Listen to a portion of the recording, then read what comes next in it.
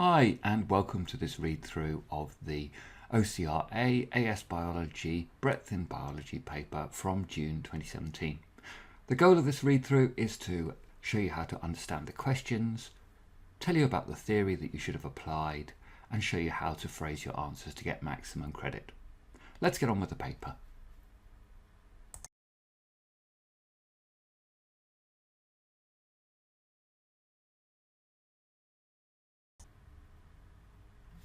Air moves in and out of human lungs through the trachea, which is lined with cells. The diagram below shows a section containing these cells. So which of the following statements about tracheal cells is correct? First of all, A, X, Y and Z are all columnar epithelial cells. Well, Z is not a columnar epithelial cell. X and Y move mucus and trap bacteria out of the trachea. Well, X produces mucus and Y moves the mucus. You can see that there are cilia on the top of cell Y, but both of them don't move the mucus, so B is wrong. Cell X releases mucus into the trachea. Well, X is a goblet cell. X is producing mucus, which it releases into the trachea. And then D, cell Z is a goblet cell. Well, it isn't. Cell X is the goblet cell. So D is wrong. So the answer here was C.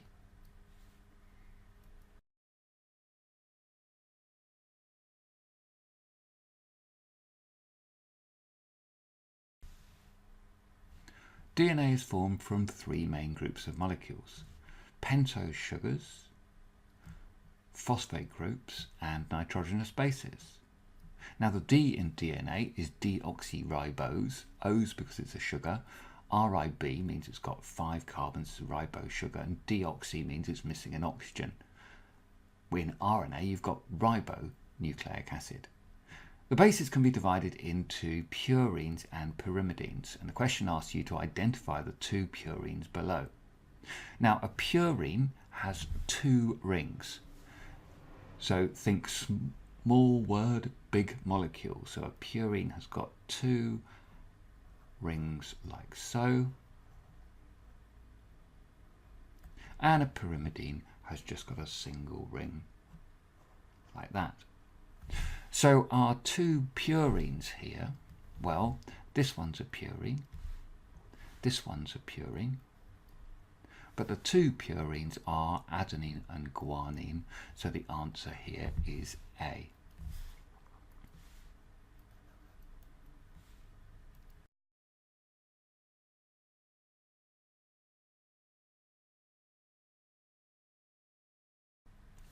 So which of the options A to D is a reason why plants require specialized transport tissue?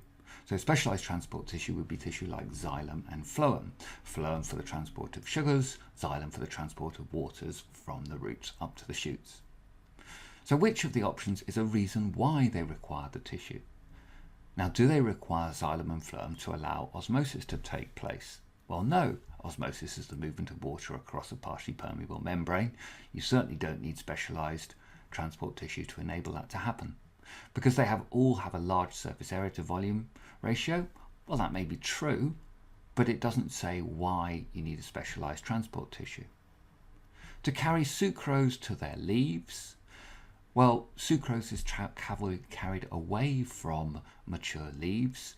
They're an area of net production of the products of photosynthesis, so the sucrose will be transported away from those leaves from a source to a sink. A sink is an area of net consumption or an area of storage.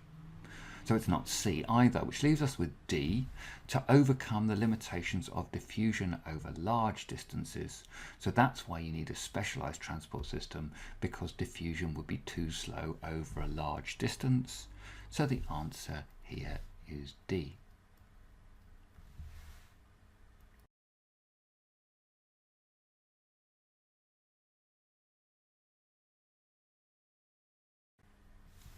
The genetic diversity of a population can be estimated using the following formula. The proportion of polymorphic gene loci equals the number of polymorphic gene loci divided by the total number of the loci. So polymorphic is where you have different alleles at a single gene loci. So there can be a number of different alleles at one gene loci, and then you divide it by the total number of gene loci, and it gives you an indication of the genetic diversity of the population. So a study in 1992 estimated the genetic diversity of 4 isolated populations of lions. They recorded a number of gene variants at a selection of gene loci in each population. The question asks you which of the following population of lions has the greatest proportion of polymorphic gene loci. Now this question really isn't about polymorphic gene loci, it's about whether you can calculate proportions. So first of all, we can rule out the Asiatic lion because that's got 71 out of 1,927, so that's going to be a very low proportion. Then we've got the Transvaal lion, the Maasai lion and the West African lion, which are all approximately similar. So you are going to have to divide the number of polymorphic loci by the total number of loci. So for the Transvaal lion, you do that sum and you get 0.51. For the Maasai lion, you divide 1030 by 2315 and you get 0.44. And for the West African lion, you divide 1004 by 2008 and you get 0.5. So the greatest proportion is the Transvaal lion, which is answer B.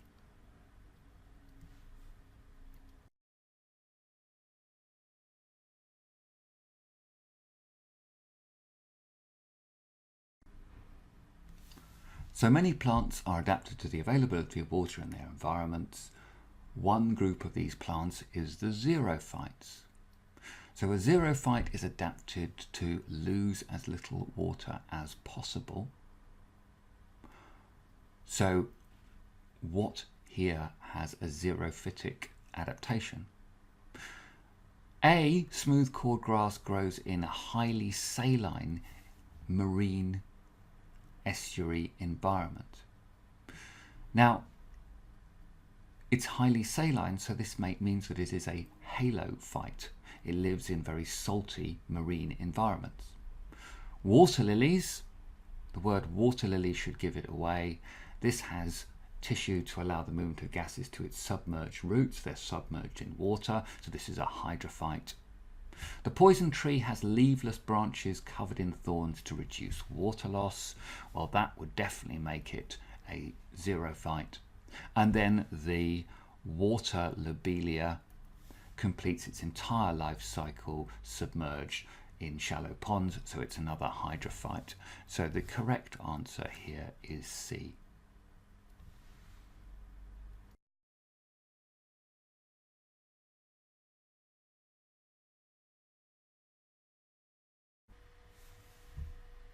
Water is known as the universal solvent as it has the ability to dissolve many ionic and covalent compounds due to its polar nature.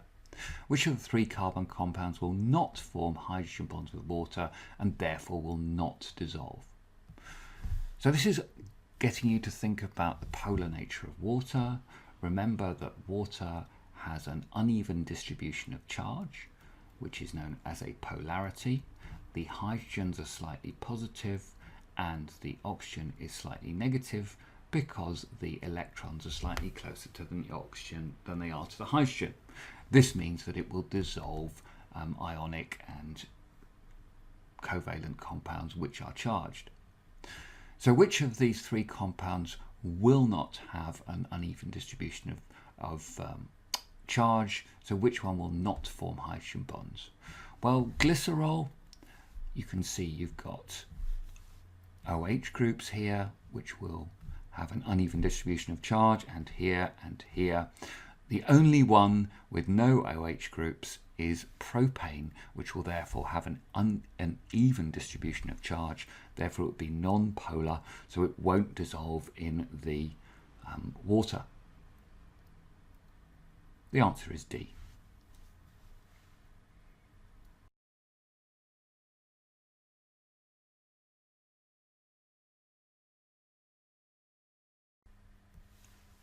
So which of the options A to D is a correct statement about polysaccharides of glucose? So polysaccharides means they have lots of glucose molecules joined together by glycosidic bonds into a long chain. There are two types of glucose that you need to be aware of, which is alpha glucose, which is where they have the OH on the one carbon is down. It's the same way round as the OH on the 4 carbon. And then beta glucose, where you've got the OH is up on the 1 carbon, the opposite direction to the 4 carbon. Now the consequence of that small change for beta glucose is that the monomers within a polymer of beta glucose, they alternate in which way up they are, and therefore they form long straight chains which form hydrogen bonds with neighbouring long straight chains, which means they have a tensile strength. Hence cellulose is made out of beta glucose because it forms the cell walls around the outside of plant cells, which gives you the tensile strength to resist the osmotic swelling of the cytoplasm. Whereas alpha glucose, we find it in glycogen, amylose, amylopectin and starch. So let's have a look at the options. So cellulose microfibrils are formed by hydrogen bonds between adjacent chains of alpha glucose. Well, that's definitely wrong because we know it's beta glucose, so we can rule out A. Amylose is a straight chain of alpha glucose monomers bound by 1,6 glycosidic bonds to allow for dense packing. Well, amylose is not a straight chain, and also it's got 1,4 and 1,6 glycosidic bonds, so that's definitely wrong. Glycogen has a high proportion of 1,6 glycosidic bonds to form a highly branched molecule for rapid release of alpha glucose. Yes, I'd say that's probably correct, but we need to have a look at D first before we can say it's definitely C. So amylopectin has a mixture of 1,4 glycosidic and 1,6 glycosidic bonds between beta glucose molecules. Well, we know that's definitely wrong because we only get beta glucose in cellulose. So the answer here is C.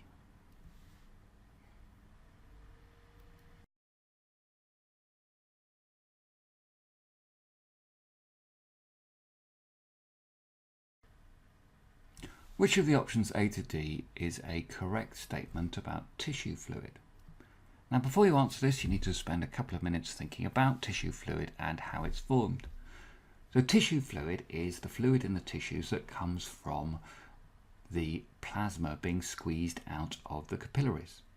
So when you've got a capillary, the capillary has got a hydrostatic pressure. Now, inside that capillary are things that definitely stay there, like red blood cells and platelets, and then there's water and the products of digestion, and they're small enough to be squeezed out of the capillaries. But also what stays in the capillaries are the large plasma proteins, and the large plasma proteins contribute to what's called the oncotic pressure, which is the osmotic pressure which is going back into the capillary. So the oncotic pressure helps to get the tissue fluid to move back into the capillary at the vein end, whereas it's the hydrostatic pressure which overcomes the oncotic pressure. So the hydrostatic pressure is greater at the arterial end than the oncotic pressure. So there's a net squeezing out of plasma into the tissues, forming the tissue fluid. Whereas at the vein end, the hydrostatic pressure is lower. The pressure has fallen by the time it gets to the end of the capillary bed. So at the vein end, the oncotic pressure is greater than the hydrostatic pressure. So that's what draws the tissue fluid back into the plasma. So let's have a look at some of your possible options. So the tissue fluid carries carbon dioxide to the muscle cells. Well, that's definitely wrong. The carbon dioxide is going to be produced by Krebs cycle on the link reaction, in aerobic respiration in the mitochondria, and it's going to be carried away from the muscle cells. Oncotic pressure in the capillary causes tissue fluid formation from the plasma. No, that's not the case. It causes the tissue fluid to return back into the plasma. Hydrostatic pressure in the capillary causes tissue fluid formation from the plasma. Well, that's definitely right. And then tissue fluid is reabsorbed into the capillary by active transport, and that's definitely wrong. So the answer here is C, that the hydrostatic pressure created by the pumping action of the heart causes the tissue fluid to be formed from the plasma being squeezed out of the capillary.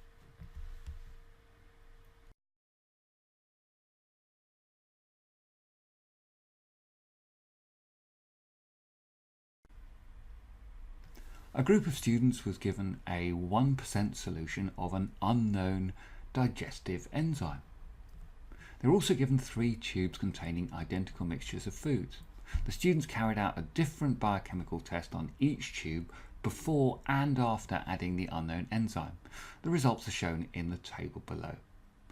So they did a biuret test. It was purple before, it was purple after. The biuret test tests for proteins, so there were proteins before and proteins after they'd incubated it with the enzyme. They did the Benedict's test. Benedict's test tests for reducing sugars, so they were reducing sugars before and after. Now, the iodine test tests for the presence of starch. Before, it tests positive, it gives you a blue-black colour. And afterwards, it tested negative, it remained a yellowy orange colour. So we've got something present that caused the starch, which was present in the iodine test, to disappear, so that when we tested it afterwards, the starch wasn't present.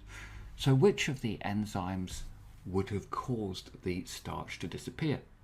Well, would it be a protease? No, because that does proteins. Would it be a lipase? No, because that does fats. Would it be a cellulase? No, because that digests cellulose. And would it be a carbohydrase? And the answer is yes, it would be, because carbohydrates digest carbohydrates such as starch. So the correct answer here is B.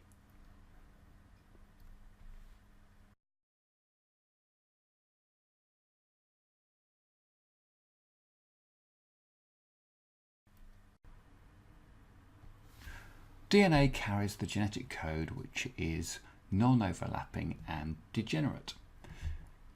Which of the options A to D contains the correct definitions for non-overlapping and degenerate code?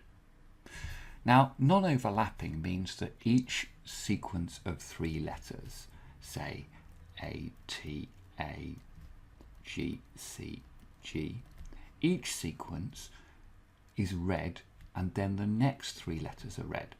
So this shows that there are 2 triplets which would code for 2 amino acids. So what you don't do is you don't read ATA and then TAG and then AGC. What you do is you read ATA and then GCG. So that means they're non-overlapping. Now, what does degenerate code mean? Well, if we think about a triplet, well, a triplet has got 3 letters.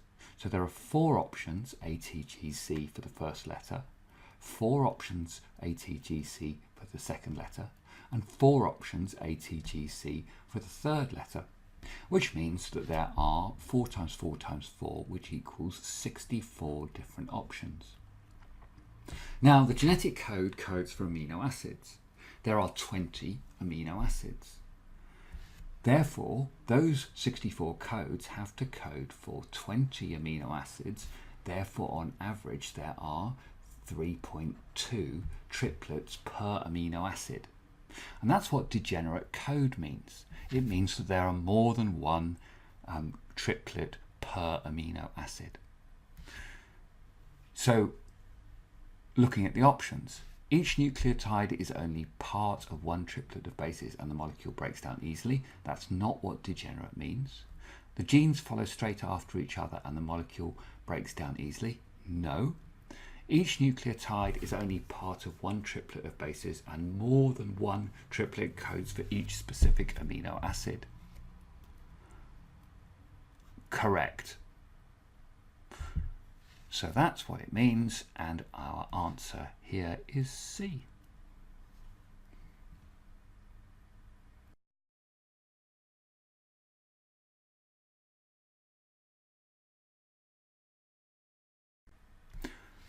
In the graph below, the top echocardiogram trace shows normal heart activity and the trace below shows abnormal heart activity. So they ask, what is the heart condition represented by the bottom ECG trace? So let's look at the top trace. We've got a P wave, which is the atrial systole, and then we've got the contraction of the ventricles, which is ventricular systole, which is the QRS wave. So that's the wave of electrical activity associated with the contraction of the ventricle. And then we've got the T wave, which is ventricular recovery. Now if we look at how long a single heartbeat was, it's from here to where that point recurs, which is here. So they've shown us about 3 and a bit heartbeats. And we compare that with the second ECG, and we've got a much faster, much more frequent electrical activity that's coming on that ECG's trace. So we could say that what's happening here is fibrillation. You have got lots of rapid, uncontrolled contractions of either the atria or the ventricles, which is fibrillation. Now, the correct answer that they wanted was A, but they also accepted B, because I suspect they had to think about it and thought that you could also say that this was tachycardia.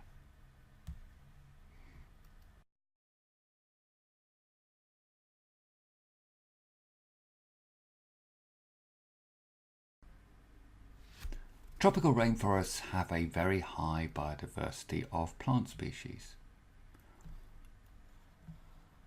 Now, which of the statements A to D is an economic benefit of high biodiversity?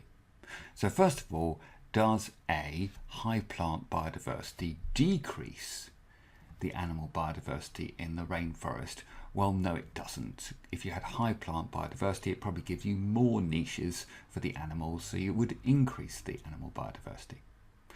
High plant biodiversity increases the organic matter in the rainforest soils. Well, having lots of plants might increase the organic matter, but does the biodiversity of those plants matter? Well, probably not. So we can rule out A or B. Now, a high plant biodiversity protects the ecosystem from environmental changes. Yes, that might be the case, but does that cause an economic benefit? Is that an economic benefit of high biodiversity? Probably not. But would high plant biodiversity support drug discovery and development? Well, yes, it does. So the answer is C.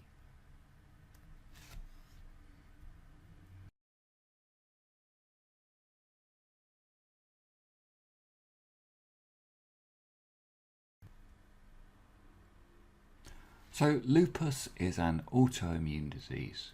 One of the symptoms is a facial rash, typically in a butterfly shape across the cheeks. Following a blood test, which of the following would indicate the patient has lupus? Now, you don't need to know anything about lupus, you just need to know about the nature of an autoimmune disease and the nature of disease. So the absence of B lymphocytes, would that say the patient has lupus?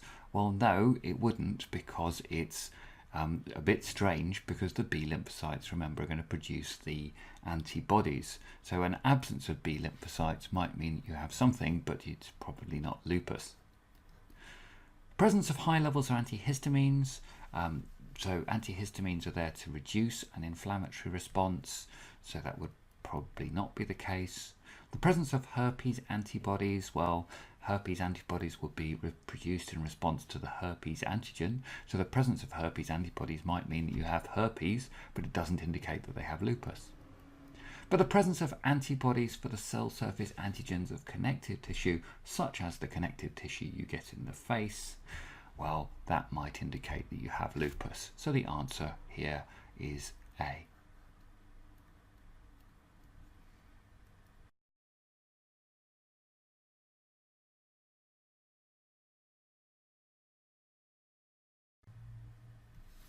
Biologists use both phylogeny and classification to understand how different species are related. So which of the options A to D is a statement about phylogeny? Well, phylogeny is about the evolutionary relatedness of organisms, whereas classification is sorting things into groups based on similarities. So for instance, if I gave you a shark, a dolphin and my cat, and I said which are more closely related, if you looked at just how you would classify them, you might think, well, the shark and the dolphin are more closely related than, say, the dolphin and the cat, because they look similar, because they have convergent evolution to enable them to swim at speed in the sea and catch things. However, using a phylogenetic relationship or phylogeny, you know that the cat and the dolphin are both mammals and share a much more recent common ancestor than the dolphin and the shark does. So you classify based on, you classify them by sorting things into groups, but phylogeny is about evolutionary relatedness. So which of the options is a statement about phylogeny? Now, there are 21 species of ladybird in the UK that belong to the subfamily of this. God knows how you pronounce that. Well, that's very interesting, but it's nothing to do with phylogeny. Homo sapiens and Pan bonobo, which is the bonobo chimp, share a common ancestor. In fact, they are our most recent common ancestor. So, yes, that is a statement about phylogeny. The lily family consists of 15 genera or genuses. Well, yes, that's a statement about classification. And the great white shark is a member of this class. Again, that's a statement about classification. So the correct answer here is B.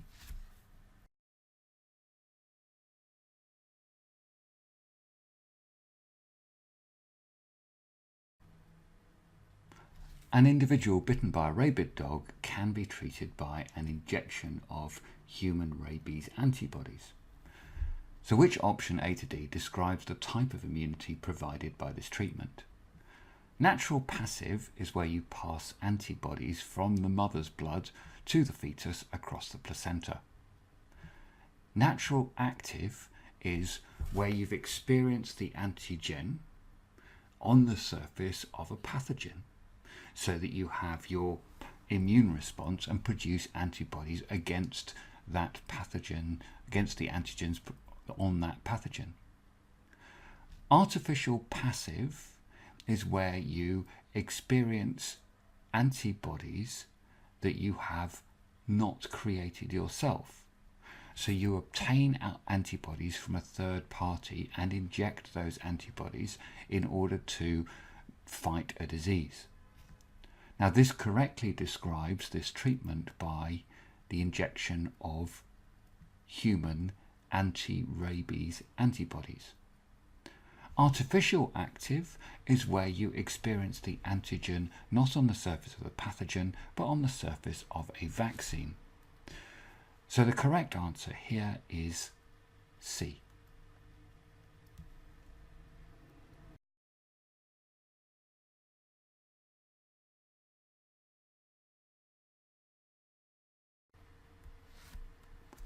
A student studied the structure of a blood vessel and found an outer layer of collagen. So collagen has a tensile strength that enables you to resist large changes in pressure. A thick middle layer of smooth muscle and elastic tissue. Elastic tissue enables the blood vessel to expand, and the smooth muscle means that you can control the diameter of the lumen, that is the hole in the middle of the blood vessel through which the blood is flowing. And then an innermost layer of endothelial cells. So which of the options identify the type of blood vessel the student has studied? Well, the crucial word here is thick middle layer of smooth muscle. So that will rule out a venule and a vein. And then a capillary only has a single layer of endothelial cells, whereas an artery A has a thick layer of smooth muscle and elastic tissue and an outer layer of collagen fibers.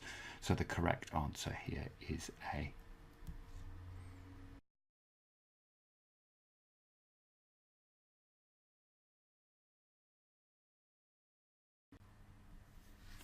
So which option A to D describes the role of cholesterol in the cell surface membranes in the human body? So the role is, what does it actually do in the cell surface membrane? So does it bind to the phospholipid phosphate heads? Well, no, it doesn't. It's a non-polar molecule. Does it bind to the fatty acid tails? Yes. Does that reduce the packing of the membrane? No, it doesn't. It means that they pack more closely together. So the answer of reducing is wrong. Does it absorb ATP, preventing active transport across the membrane? That's a left field one that is definitely not right. And then cholesterol binds to the phospholipid fatty acid tails, which it does because it's a non-polar molecule, increasing the packing of the membrane, therefore reducing the fluidity. Again, that's all correct, so the answer here is D.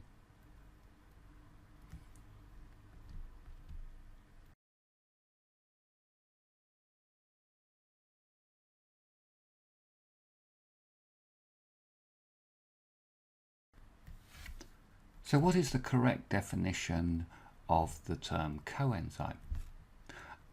A, an inorganic ion that forms the centre of a globular protein. Well, that might be a prosthetic group such as iron in hemoglobin, so it's not A.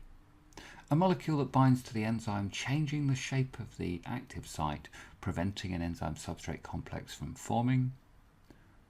Well, that might be a non-competitive inhibitor, but it's not a coenzyme. A non-protein organic molecule. The word organic is crucial, not permanently attached to an enzyme, but needed to allow the enzyme to function. Well, that's correct. That is the definition of a coenzyme. A metal ion that attaches to the enzyme, changing the shape of the active site, increasing the likelihood of reaction, is a cofactor, not a coenzyme. The coenzyme has to be an organic molecule. So the answer here was C.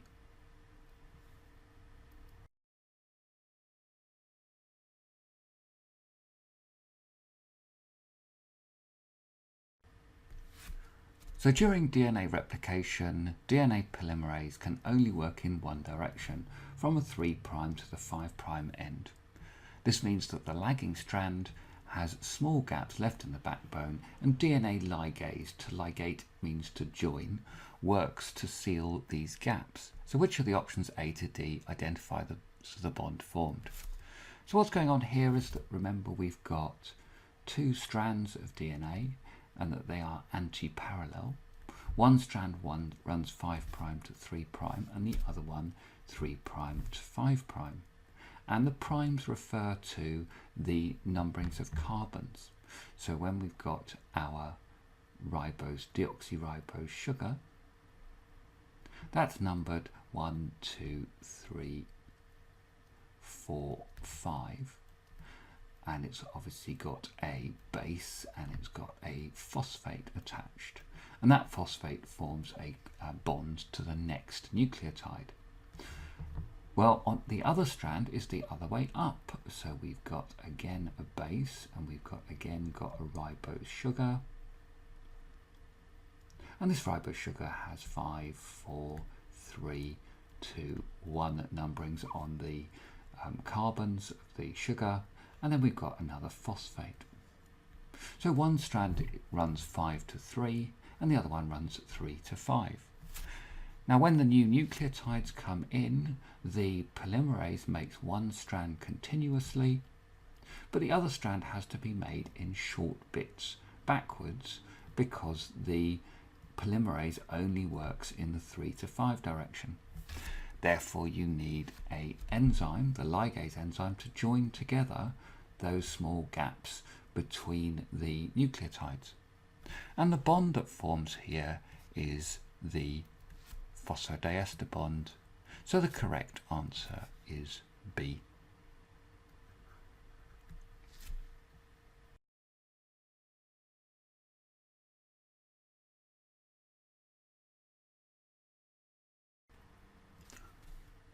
So a student looked at a slide containing onion root tip cells under a light microscope in order to identify cells in different stages of mitosis. So figure 21 shows a diagram of what they observed. Now, the question asks you to explain why onion root tips were used to view the cells undergoing mitosis. So you want to look at cells that are dividing. Now, in plants, those are occurring in two parts of the plant, which are the root tips and the apical bud, where you've got meristematic tissue. So you want to find cells that are dividing by mitosis to produce more cells in order to enable the plant to grow. But also you want to view them. So perhaps you should be looking for cells that don't contain chloroplasts, because it's going to make it easier for you to see the nuclei. So they were looking for you to refer to the root tips, not to roots in general. That the root tips are the site of cell division or the site of growth, or that they are meristematic tissue, and additionally they would have no chloroplast present, so you could see the nuclei.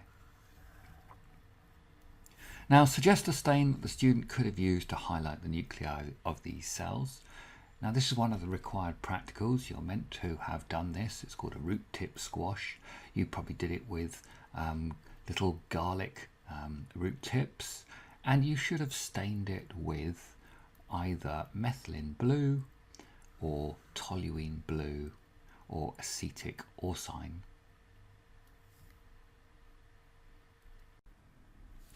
The student used an eyepiece graticule, which is shown in figure 21, so it's here. The student calibrated this graticule before carrying out the root tip squash. He observed that 20 micrometers measured 2.35 divisions on the graticule, and then calculate the diameter of the nucleus in cell C. Now, the confusing bit for students comes when they're realizing what is a graticule and what is the divisions of the graticule. What are the divisions of the graticule? So between 7 and 8, that is one division. So I've done it in red here with this line. This is one division. So two divisions would be going from 1 to 3, and 2.35 divisions would be going from 1 to 3.35. So the first thing to do is to work out how large each division is, which is that you should divide 20 micrometers by 2.35 to get the size of one graticule division, and that is 8.51 micrometers. Then we need to measure the diameter of cell C. So let's have a look at that. So you need to measure the diameter of cell C, which was across here. And that turns out to be 1.4 graticule divisions, not 14. It's 1.4. Now, they gave you a little bit of leeway in this. If you measured it from being 1.3 to 1.5, as long as you then multiplied by the factor for calibration that you have, that each graticule is 8.51. So as long as you measured that and multiplied by 8.51, that was fine. But the width was between 1.3 and 1.5 when you measured it on here. So having measured the width of the cell, we then need to multiply. So we take 1.4 and multiply by 8.51, and we get an answer for 11.91 micrometers. Now if you took 1.3 and multiplied by 8.51, you would still get it right. If you took 1.5 and multiplied by 8.51, you'd also get it correct, because they what they're testing here is your ability to use the calibration of the graticule, not your ability to measure the diameter of the nucleus. But the bit where people go wrong on this is that they think that one of the small divisions here,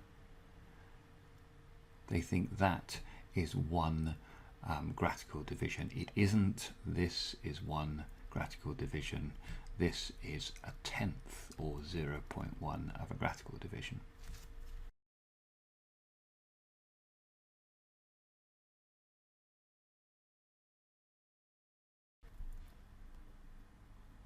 So many multicellular organisms need to be able to convert monosaccharides, that's single sugar units, into polysaccharides, that's lots of sugar units joined together by glycosidic bonds, and back again. So mammals convert the monosaccharide glucose, which is the product of the digestion of polysaccharides and disaccharides, into a highly branched polysaccharide called glycogen, which gets stored in liver cells. Now, explain why mammals store glycogen instead of glucose. So explain why means tell us the underlying scientific reasons why they're doing this. So it's not enough to say it's compact. You have to say it's compact so it can store a lot of glucose molecules. So glycogen has lots of chains.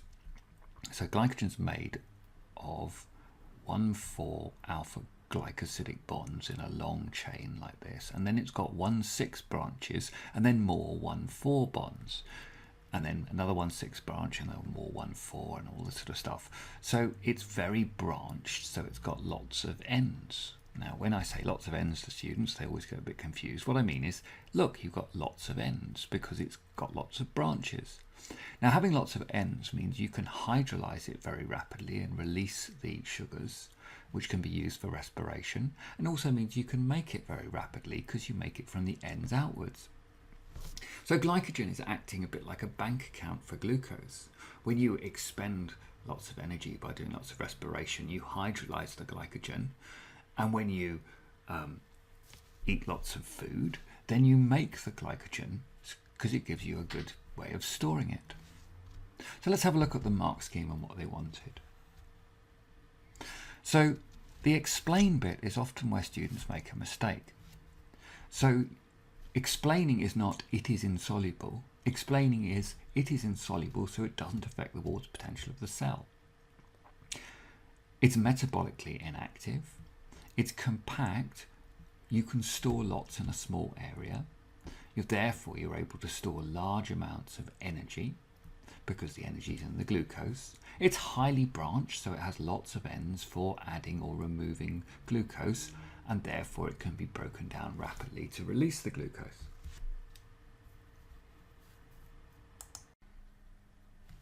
So humans use the enzyme alpha amylase to break down polysaccharides in food for absorption into the blood.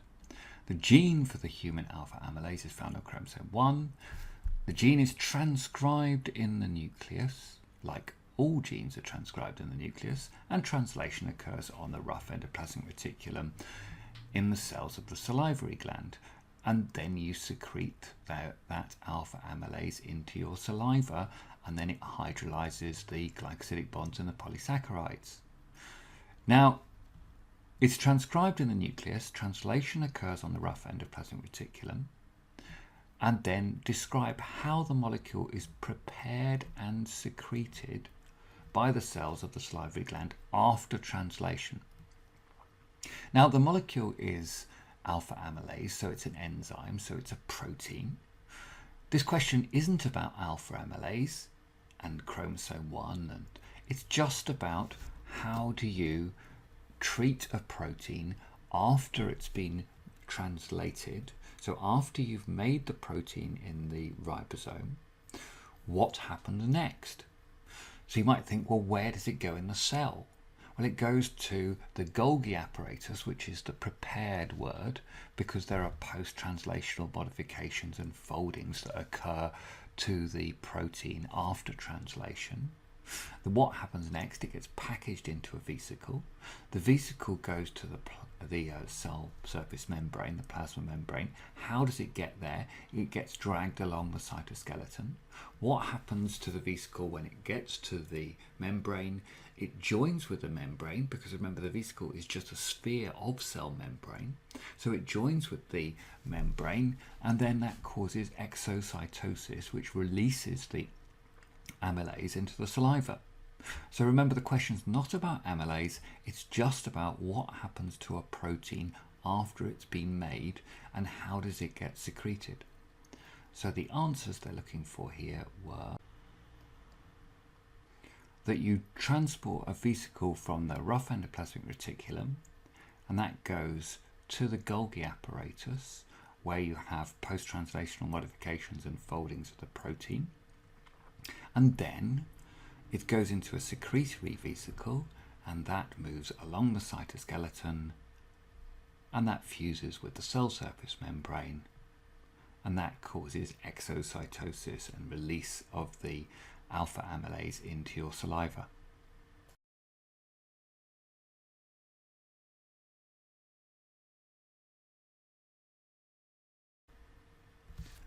The fluid mosaic model describes plasma membranes of all living organisms.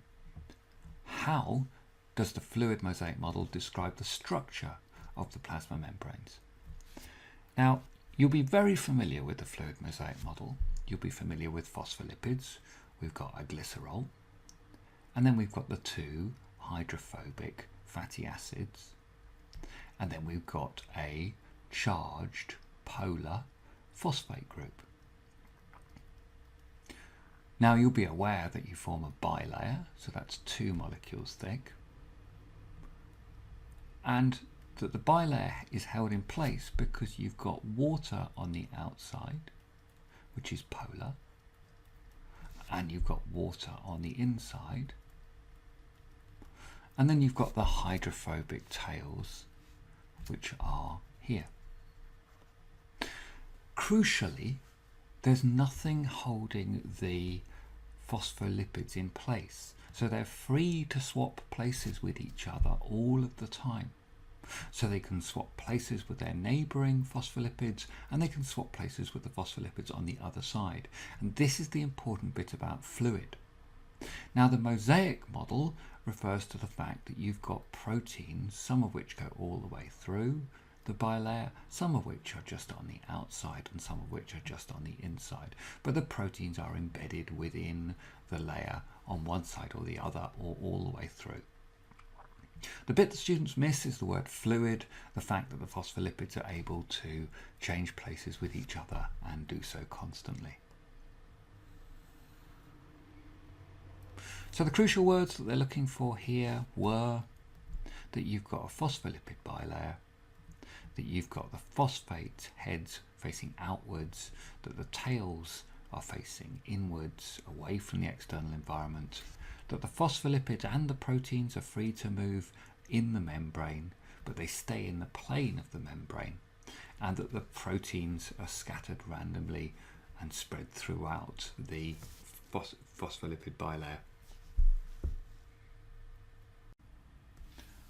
Plasma membranes are partially permeable, allowing some molecules to cross the membrane with relative ease. One molecule that crosses membranes easily is the steroid hormone progesterone, which is produced in the ovaries from cholesterol. Now, explain why progesterone can move across membranes. So when it says explain, you've got to say what it is about progesterone and then apply that principle. So progesterone is made from cholesterol. It's a modified fat. It's a non-polar substance. Therefore, the fatty acid tails, which are non-polar hydrophobic, well, they don't present a barrier to the progesterone, because the progesterone will dissolve in fat because it's a non-polar substance. So it can move easily across the membranes because the fatty acid tails don't represent a barrier. So it's hydrophobic or fat soluble, or it's a lipid. therefore it dissolves or diffuses through, or it's not repelled by the phospholipid bilayer. And then name one other molecule that can cross plasma membranes. So the other molecule looking for here is another non-polar molecule, so you could have had oxygen or carbon dioxide. Rather surprisingly, they also gave the option of water, which really only crosses through aquaporins, but that was in the mark scheme. But I would have gone for oxygen or carbon dioxide because they're non-polar and can easily diffuse across the plasma membranes. So potassium ions are unable to move across the membrane as they are charged. And then state how the structure of the cell surface membrane allows the potassium ions to enter or leave the cell. So they can't go across the bilayer because the phospholipid bilayer is made of fat and the potassium ions can't diffuse through the fat layer. So state how the structure allows the potassium ions to enter or leave the cell. They have to enter or leave the cell through a protein pore or channel or pump, which is embedded in the membrane. So they're looking for you to refer to a protein carrier or channel. Now the process of active transport uses ATP to pump potassium ions through the cell surface membrane against a concentration gradient. So if it's going against a concentration gradient, they're going from where there are few molecules to where there are lots of molecules. So you need an ATP driven transport pump. Now ATP is made up of phosphate groups and two other molecules. So ATP is a nucleotide. In fact, it's a modified RNA nucleotide. It's got a adenine, and an adenine is a purine base. It's got two rings. It's got a ribose sugar, and then it's got a phosphate group. Now that's adenine monophosphate. If we join another phosphate to it, we have di. Join another one to it, we have triphosphate, 3 phosphates. So name the two other molecules. Well, they are adenine and ribose. A group of students investigated the effect of temperature on the membranes of beetroot cells. So a colorimeter was used to measure the concentration of the purple pigment that leaked out of the cells, because beetroots are purple, when they were exposed to different temperatures, and the temperatures were from 0 to 60 degrees. They did 10 readings for each temperature. Then they calculated a mean absorbance, so the mean amount of light that had failed to pass through the beetroot pigmented juice that's come out of these beetroot cells that you've put in the different temperatures. They worked out a mean absorbance, and then they worked out the standard deviations of the data that was used to calculate the mean. So that gives you the idea of the variation in the data that was used to calculate the mean. And you can see that you've got the largest standard deviation here and the smallest here.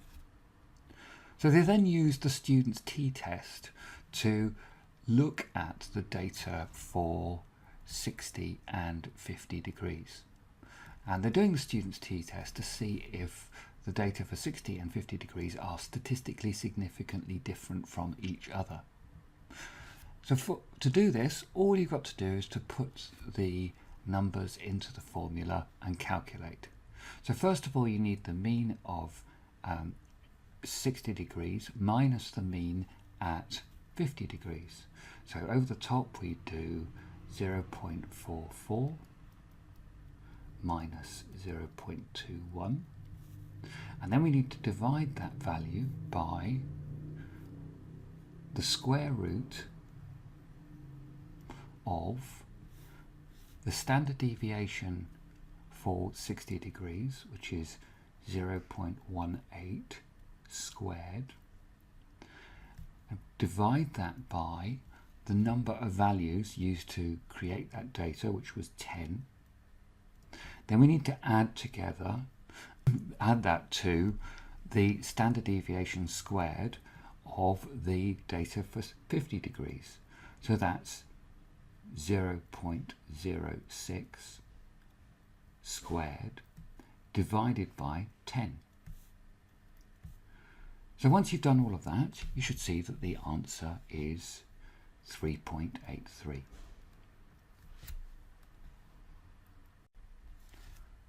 The critical value, for T at the significant levels of 5% with 18 degrees of freedom is 2.10. Now there's 18 degrees of freedom because you've done the experiment 10 times and you're comparing two cases. So you've got n-1, 9, plus n-1, 9, which gives you 18 degrees of freedom. So the critical value is 2.10. Now you calculated a value of 3.83. So what does this tell you about the means of 50 degrees and 60 degrees? Well, it tells you it's higher than the critical value of 2.10. Therefore, the null hypothesis should be rejected. And the null hypothesis is that there is no statistically significant difference between the means at 50 and 60 degrees. So you can conclude that you can reject the null hypothesis because the value of T is higher than the critical value. You must refer to the critical value. So you can reject it, and you can say that there is a statistically significant difference between the two means, and that difference is not due to chance. Now, if you'd messed up your calculation and you got a number that was lower than 2.10, then it doesn't matter. You could still get the mark because you say it was lower than the critical value. Therefore, you accept the null hypothesis because there is no statistically significant difference between the means. Therefore, it's due to chance. So the second part of the question was to get you to take the answer to the first part and then interpret that answer and tell the examiner what that meant.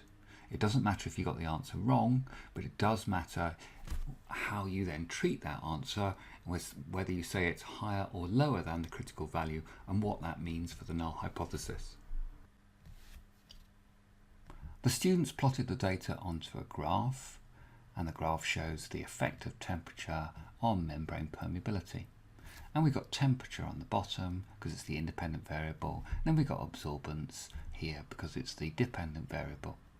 Now they ask you to describe and explain the pattern of data shown on the graph as the temperature increases. So describe is literally that. So you would say that between 0 and 30 degrees there is very little change in the absorbance. That's because very little of the pigment leaks out because the membrane is undamaged, or the permeability of the membrane does not change significantly between 0 and 30 degrees.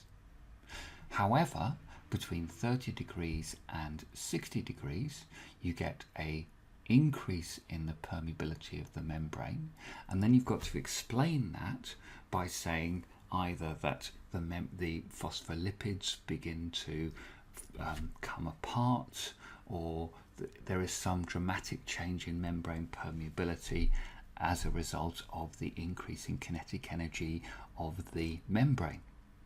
So some of the answers that they were looking for you to put were that firstly the increase in the pigment leaking out would increase the absorbance. At lower temperatures there's very little change in absorbance because the membrane is undamaged. At higher temperatures there's a steep increase in absorbance, and that's because the pigment is leaking out because, and this is the explain bit, the membrane's becoming more permeable, the membrane's damaged, the phospholipids melt, the phospholipids move further apart, and the proteins might denature, therefore making more holes in the membrane so the pigment can leak out.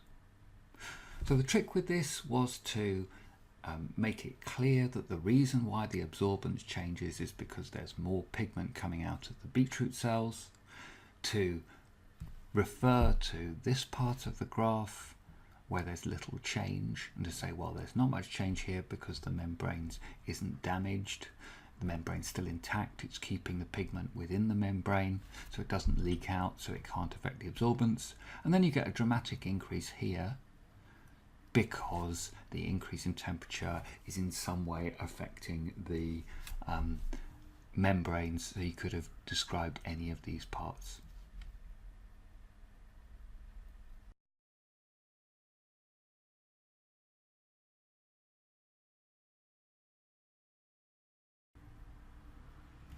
So in 1990, Carl Woese suggested a new top-level taxon to the current system of classification of living organisms. So at that point it went kingdom, phylum, class, order, family, genus, species. And he suggested that there was a new level above that he called domains. So rather than having 5 kingdoms, you would have 3 domains. And he used his results from studying RNA to organise organisms into 3 distinct groups. So suggest the cell component that appears in organisms of all the 3 domains that Woese suggested, and that component is the ribosome. Now, one of the domains he suggested is the eukarya, which are made of cells that have a nucleus. They're eukaryotic cells. So name the 2 other domains, and the 2 other domains are the archaeans and the bacteria. So the bacteria and the archaea or archaeans. So state 2 defining features of all members of the domain eukarya. So defining features of all members of the domain eukarya are that they have nuclei, that they have DNA with protein, histone proteins, that they have organelles such as mitochondria and Golgi apparatus. So these are the answers: nucleus, DNA with histones or proteins, linear DNA, ATS ribosomes, and membrane-bound organelles, or you could also have named them. So Woese carried out a detailed study of RNA molecules in order to draw his conclusions.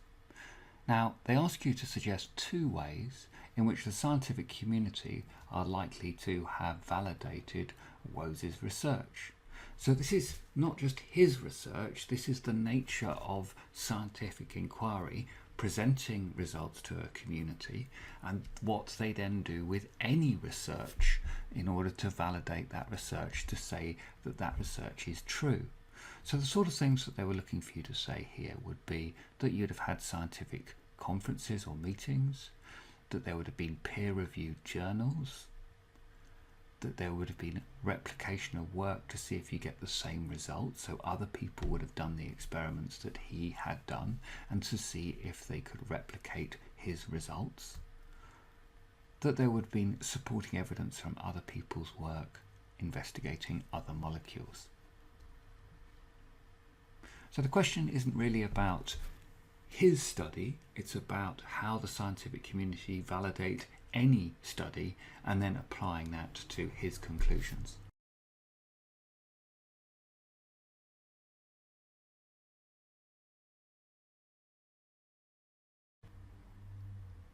Semi-conservative replication describes the process by which DNA is replicated in all living organisms. So explain the meaning of the phrase semi-conservative replication. Semi means half or part, and conserve means remain. So this is referring to the fact that when you take a piece of DNA and replicate it, you pull apart the 2 strands. Both of the strands act as a template where new nucleotides come in and pair complementarily, adenine to thymine, guanine to cytosine, forming the hydrogen bonds. And that when you form 2 new strands, one of the strands is old DNA from the previous DNA and one is new, hence semi-conserve, half remains. So the answer they're looking for here is that the DNA molecule comprises of 1 old parent strand and 1 new strand, and that each strand acts as a template to form the new double helix. Now, DNA ligase is one enzyme involved in the replication of DNA. State 2 other enzymes involved and describe their functions. So what you could have talked about here would be things like DNA polymerase, DNA helicase, DNA gyrase even possibly, and then describe what they do. So you definitely want to refer to DNA helicase. You need to say that breaks the hydrogen bonds between the complementary nucleotides and separates the two strands. And then you need to refer to DNA polymerase. You must say that it's DNA polymerase because remember there is RNA polymerase as well in transcription, so you can't just say polymerase, it has to be DNA polymerase. And what does that do? It forms the phosphodiester bonds which joins the nucleotides together to form the sugar phosphate backbone. If you're feeling particularly keen, you might refer to DNA gyrase.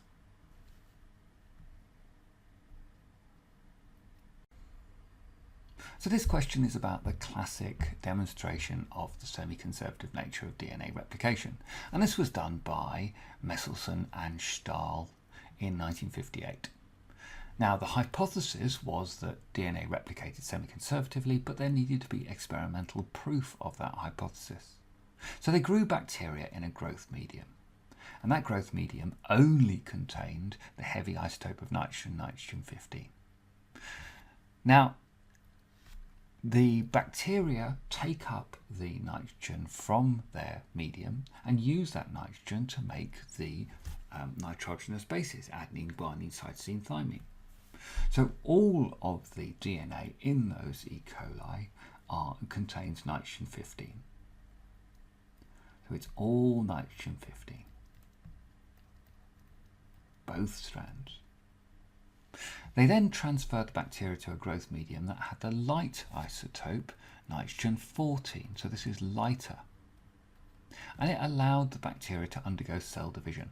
So they're taking up the nitrogen-14 from their medium and they're using it to carry out semi-conservative replication. So you've got the black strand, which is the nitrogen-15, and then you've got the new nucleotides, which I'll put in blue, which is the nitrogen-14 containing nucleotides.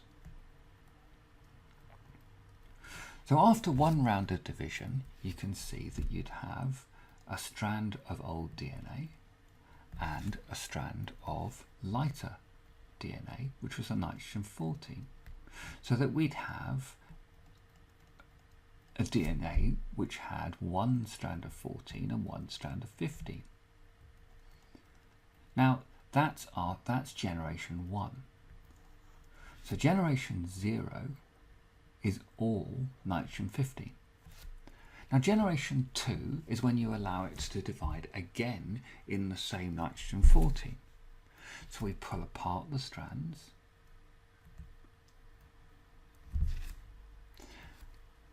and we bring in new nucleotides, which are all made of nitrogen-14, because remember it's still growing in nitrogen-14.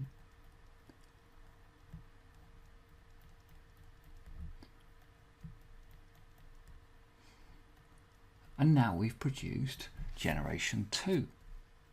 And generation 2 has half of the bacteria have got one old strand paired with one new strand, because the old strand has remained from generation 0.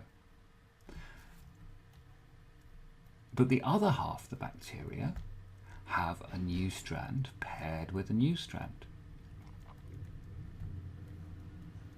And this is generation 2.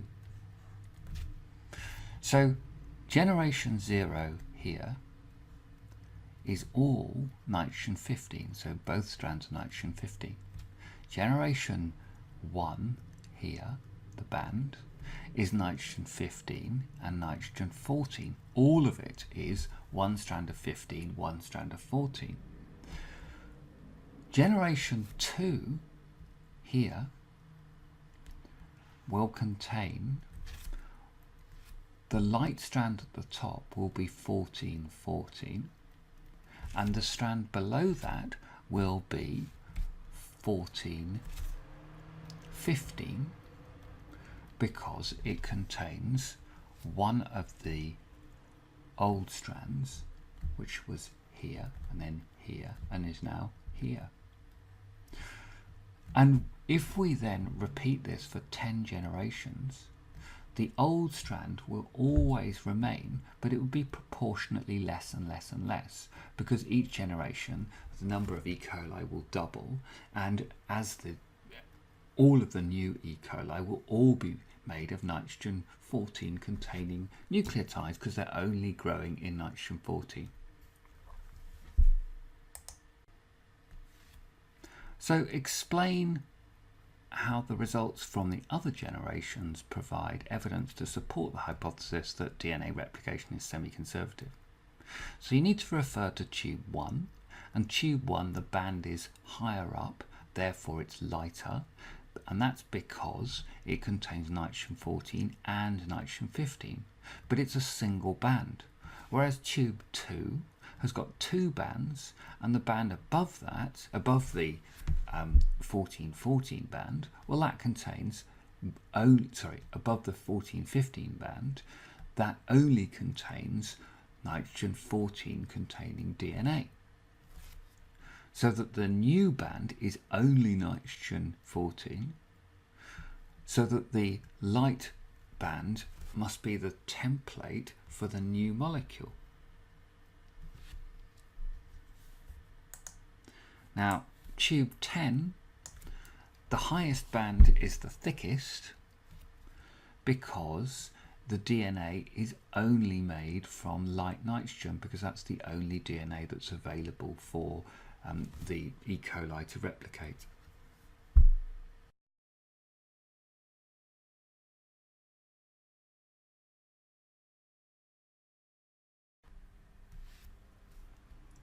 The protease enzyme bromelain can be extracted from pineapples. A student investigated the effect of changing the concentration of the enzyme and measured the time taken to break down the protein gelatin. So we've got a protease, it's breaking down a protein gelatin. What we're varying, what the independent variable is the concentration of the enzyme. The dependent variable is the time taken to break down the gelatin.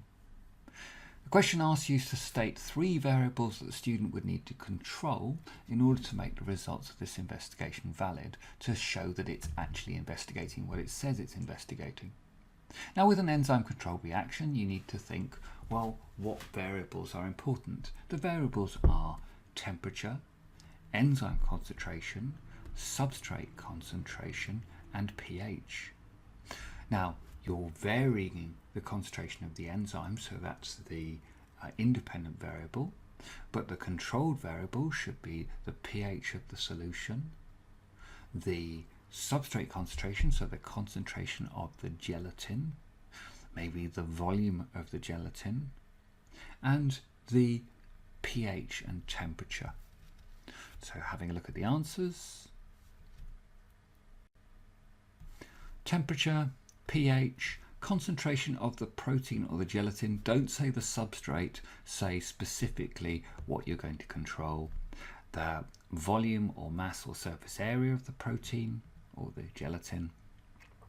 The volume of the protease, the same source of the enzyme, same source of the gelatin, and the same endpoint of the reaction, so where you're saying when the gelatin has been completely digested. So the data from the student's experiment is shown in the table. So we've got concentration of the enzyme here, and we've got it increasing from 0.01 to 0.1, so it's going up tenfold. Look carefully, and there's not an equal amount between these three values, so you might want to think that that may become important in the future. And then they've expressed the rate of protein digestion. Now remember, what they measured was the time taken for the gelatin to be digested. So the longest time taken is going to have the slowest rate. The shortest time taken is going to have the fastest rate.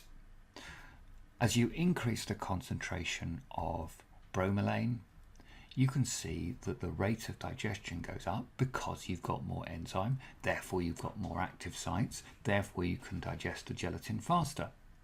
So that the fastest, the fastest speed of digestion would have occurred with the shortest time. So how do they, when they ask you to describe how the rate of reaction was calculated, that would be 1 over t. So 1 over time taken for it to be digested, because you want the longest time taken to give you the shortest rate. So you take 1 and divide it by t to give you the rate of digestion. So explain what the standard deviation shows in table 26. So you've got to explain what standard deviation is, and then you have to apply that to this set of data. So standard deviation is the spread of data that's used to make the mean. And what you can conclude is that the standard deviations are small. However, the standard deviations increase as the concentration of bromelain increases. So that you may well think that the repeatability of the experiment falls as the concentration of bromelain increases. So in answering this question, you've got to refer to what standard deviation is, and then what the table shows by referring specifically to the data in that table. So you needed to have said it shows the spread of data around the mean, that all of the concentrations have a small standard deviation. So there's little variation repeats, there's high repeatability, but you might want to think that as the concentration increases, you get an increase in standard deviation. So that as the concentration increases, perhaps the repeatability of the experiment might decrease. So figure 26 shows the results plotted on a graph with the standard deviation as error bars. So here are the standard deviations. They've plotted rate of protein digestion, and they plotted it against concentration of bromelain, which is enzyme concentration. Then they ask you to explain the pattern shown in the data using the figures 25 and 26. So you've got to explain this pattern. So you've got to say, well, why does the rate of protein digestion increase? It increases because you have more bromelain molecules. That's not enough though. You have to say you have more active sites so that the gelatin can fit into those active sites, and the protease, which is the bromelain, is going to hydrolyze the peptide bonds more rapidly because you've got more enzyme, therefore more active sites. And then you've got a part where it begins to plateau and level off. And this is because you're being limited by the concentration of the gelatin. You've got lots and lots of active sites of the bromelain enzyme, but you've got relatively fewer protein gelatin molecules to be digested. So at this point here, substrate concentration is beginning to be limiting. Now additionally, you need to refer to the standard deviations, because what do these standard deviations tell you? Well, they overlap. So they tell you that the results at this value, and this value, these may not be statistically significantly different because the standard deviations overlap. So you can't conclude that they are different. So you might conclude that the practical actually does this and then goes along in virtually a straight line. And at this point here is when you become substrate limited. So let's look at the mark scheme. So as enzyme concentration increases, the rate of digestion increases because you have more active sites, therefore you form more enzyme substrate complexes. As the enzyme concentration increases initially, the concentration of substrate is the same, and therefore the rate levels off because some of the active sites become empty because they lack the substrate because you've got such a high enzyme concentration. So at that point, substrate concentration is limiting, which is why it plateaus. So it goes up and then it levels off, and we've put enzyme concentration on the bottom and we've put rate up here. And at this point, you've got not enough substrate in comparison to the number of active sites. So it doesn't matter if you have more enzyme, it's not going to go any faster. And then the points to be made about the standard deviations. So at higher concentrations, the error bars overlap, so there may not be a statistically significant difference between the different values, or the differences in the values may be uncertain. So that concludes this guide to this AS paper.